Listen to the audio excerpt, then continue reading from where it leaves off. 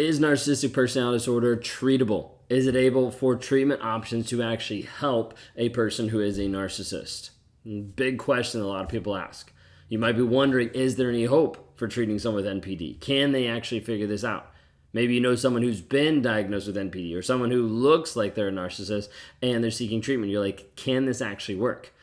Is NPD a condition that can either be managed or even overcome? What does this actually look like?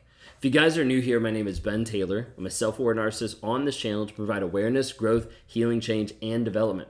I'm the founder of Raw Motivations, the creator of the NARC app, and your guide in the 45-day Clarity Challenge. You can access at claritychallenge.net.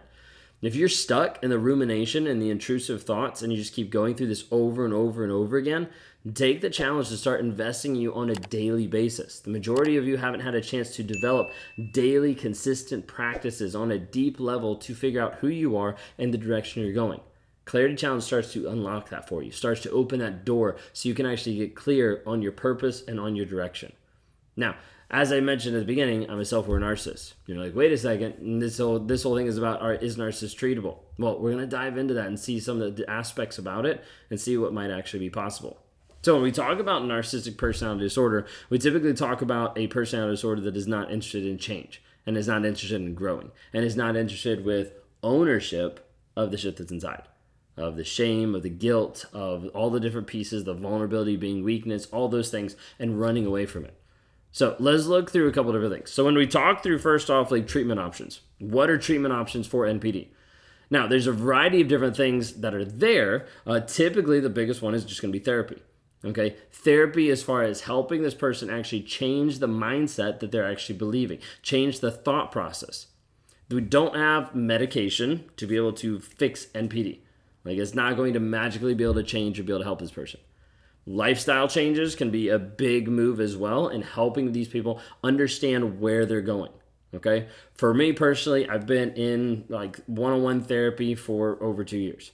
I've also been before that in like individual, like going back and forth with EMDR, like starting to learn and understand, hey, this is what I'm doing. This is how I'm growing. This is how I'm changing and developing. Okay. EMDR kind of helped break some things in the past that I didn't even know was there. And then regular therapy, using all different types of regular therapy, even with the same therapist, we started to break through different walls of shame and guilt and understanding and a vulnerability place of where I could actually show up. Therapy is typically the most common treatment for people with narcissistic personality disorder. A lot of times it's a combination of different types of therapy. Like for me, a lot of it is talk therapy. It's also like CBT, cognitive behavioral therapy. We also do like lots of different stuff with tapping, Splunkna, like a lot of different pieces. EMI, there's a lot of different pieces there that is incorporated if we get to a wall and then she's like, all right, let's try something new. Let's switch it around a little bit.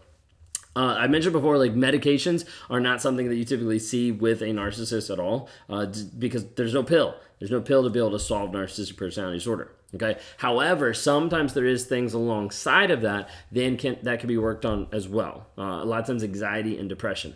I haven't seen as much of that in my life at all as far as like depression or anxiety, but we do see that a decent amount in borderline. Oftentimes borderlines are treated more for depression, anxiety, different like degrading thoughts, different things in that category in one sense, even like suicidal thoughts, stuff like that inside of borderline than we see inside of narcissistic. We don't see that as much, okay? Doesn't mean it doesn't exist, we just don't see it as much, okay? I haven't seen it, I haven't heard about it as much, things like that, okay? But typically what we're looking at is talk therapy is the biggest one. The thing with talk therapy is the narcissist can still lie. They can still be able to manipulate a therapist and convincing the therapist that you're the crazy one, that they're the healthy one, that all this kind of stuff. So it only works if the person's being willing to be honest. And it only works if they're going in and having their mindset shifted, having their mindset changed.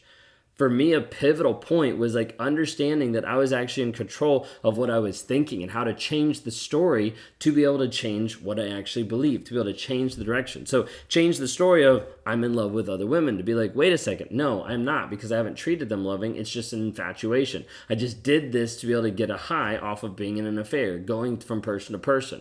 And so being able to change the story of understanding, wait a second, that's not reality. That's not the truth of the situation. Till narcissists can embrace the truth, nothing's going to set them free. Okay. Sometimes you'll see people that specialize in NPD, and sometimes that might help to some degree, but really depends on the person seeking the help. Are they willing to actually get truthful? Okay. So some of the challenges, I know we're kind of jumping around a little bit. Some of the challenges with NPD can be difficult with a couple different factors here. A lot of times it's just the acceptance piece. Like, first off is like, I can't accept that I'm a narcissist. Okay. I didn't want to accept that for a long period of time. I denied it for a long period of time. Like, when it first came up, I like even had the question, the thought, I was like, maybe I'm a sociopath. Like, I just don't connect with people. I don't care about people. I don't have those emotions, same feelings. And my wife was like, we like went through stuff, and my wife was like, maybe you're a narcissist. And first response, no, like, that's stupid. And went to make sure I told everybody else that I was a narcissist, and then they went back and told her that I was a narcissist. All these different things to be able to show myself that I was a narcissist. But stuff slowly got chipped away. Like learning about shame, learning about guilt, learning about emotional intelligence, learning about the sex addicts, all this kind of stuff. And then realizing, like, wait a second, all this stuff is not me. It's just narcissism. And then the outworking of that and how it actually shows up on a day-to-day basis is some of those abusive natures. Okay, so a lot of times the narcissist will have trouble accepting who they actually are. You need to understand this coming from your standpoint, because you might be here today thinking, like, how do I get him to understand? How do I get him to be aware of it? How do I get him to accept it? You have to start on a very, very base level. So for instance, if he lies and you say, hey, you just lied, and he never admits that he lied, there's no point in even getting to NPD. Like, there's no point in trying to say, hey, you're a narcissist, okay? Because first off, they're a liar. Until they're willing to be honest, nothing's going to change. Nothing's going to happen. So you might have where narcissists resist therapy all the time of like, I don't want this, this means weakness, this is stupid, or they run to it and they bring all their lies with them. Okay? Oftentimes with other mental health conditions, this can complicate treatment as well. So you might have a narcissist that's also an addict. You might have a narcissist that also has ADHD or autism, or there's multiple things that look very similar. That sometimes get misdiagnosed, but look very similar, and sometimes that treatment process is going to be extremely slow. It can take a lot of time to see significant improvement. This is the hard part, because if I say this, then you're going to be like, wait a second, let me stay with him for another year and let him abuse me because it's going to take him a while. No, I'm not saying that. I'm saying if you're in an abusive relationship, get out. Start working on you. Let that person work on themselves, period. If you've been in an abusive relationship with a liar, with a cheater for such a long period of time, there's no working on the relationship currently. There's only you working on you and him working on him. That's what you have to go towards. That's what you have to see every single time.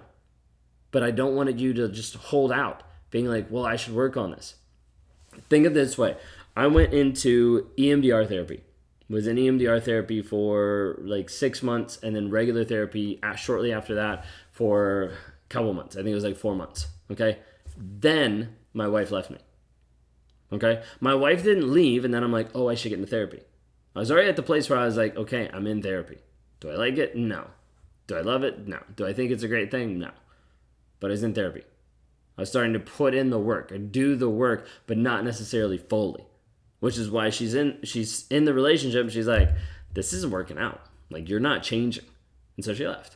She got a job in another state. She moved out. She took her daughter, like went to live with the mom. Like, all these things happen because I wasn't actually showing up and demonstrating a change. So a lot of times you have a narcissist that goes into therapy and is starting to work on themselves, and you don't see a change. If you don't see a change, then you need to move forward. Like, you don't need to stick around with a person that is not willing to change and grow themselves. You need to understand the majority of times a narcissist will change just to be able to keep you on the line, to be able to keep you in the relationship.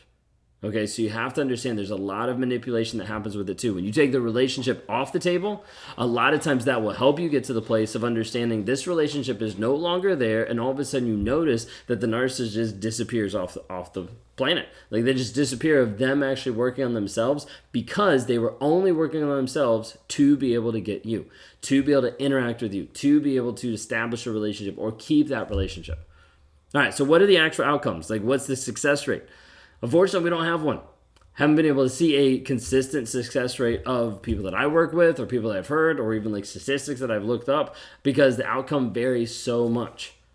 I have a couple of narcissists that I've worked with extensively for a good period of time. Not long term, as far as like I'm still not working with them, because they don't always continue to put in the work. They don't always continue to work on themselves. I have several narcissists that I'll work with and I'll talk to first off, and we'll get to a certain point, and then I'll be like, hey, this is what you need to do.